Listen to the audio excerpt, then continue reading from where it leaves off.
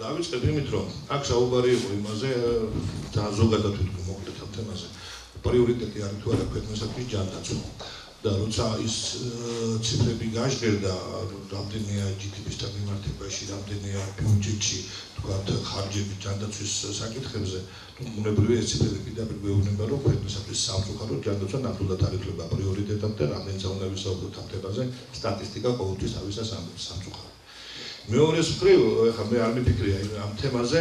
რომ 2 მილიარდია მთლიანად ჯანდაცვაზე გაწეული ხარჯი, რაც ძალიან მაღალი პროცენტია მთლიან GDP-თან მიმართებაში და ეს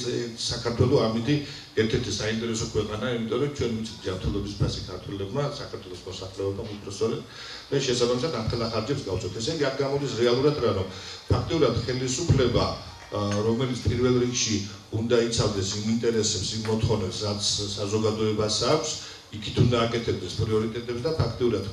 მოსახლეობისთვის, ასე ვთქვათ, საზოგადოებისთვის პრიორიტეტია ჯანდაცვა, იმიტომაც 2 მილიონი გახარჯული და ხელისუფლებისთვის ეს იგნორირებულია და მეც პრიორიტეტია ეჩემს საინტერესო პოლიტიკური მიგრება უბრალოდ და მიმართულებითაც ალბათ სწორია, რომ მართებული იქნება, რომ ხელისუფლება ამ მიმართულებით წევს, ანუ გაზარდოს ეს ხარჯი. ეხლა მე ერთი კონკრეტული კითხვა მექნება და მე შეიძლება უბრალოდ ამის მერე ვთქვათ კიდევ ჩემი პოზიცია გითხრათ ცოტა გამაკვირვა ამ დღეებში ერთმა თუნდაც ისეთმა ფაქტმა რომ მე ბევრს ვსაუბრობდი იმაზე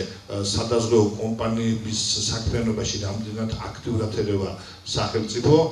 პირველი მეც შევერთები იმას რაზეც დევი განაცხადა თავიდან რომ სახელმწიფოს აი ეს ინექციები როა გავითარდებოდა თუ არა ჯანდაცვის სისტემა რა თქმა უნდა ძალიან სწორი იყო სახელმწიფოსგან და სწორი იქნება რომ ამ მიმართულებით გააკეთოს რაც კარგია მეც ამას ხაზგასმით ვამბობ მაგრამ მეორეს მხრივ ხანდახან ასეთი ძალიან აქტიური ჩარევა და განსაზღვრა თუ რა უნდა აკეთოს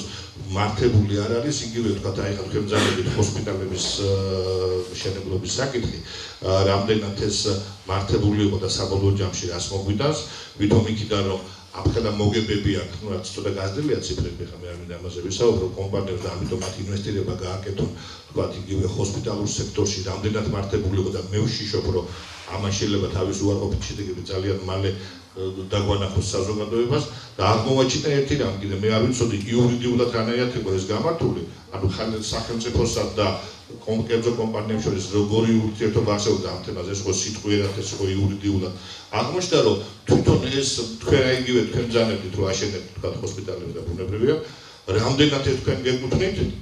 და რამდენად შეგიძლიათ მისი თუნდაც გირაოში ჩადება ბანკთან არ შეგიძლიათ თურმე და ეს არ შეგიძლიათ ეკონომიკის სამინისტროს ნახეს ხათაშორის ეს დოკუმენტი და ძალიან გამოგვიყვება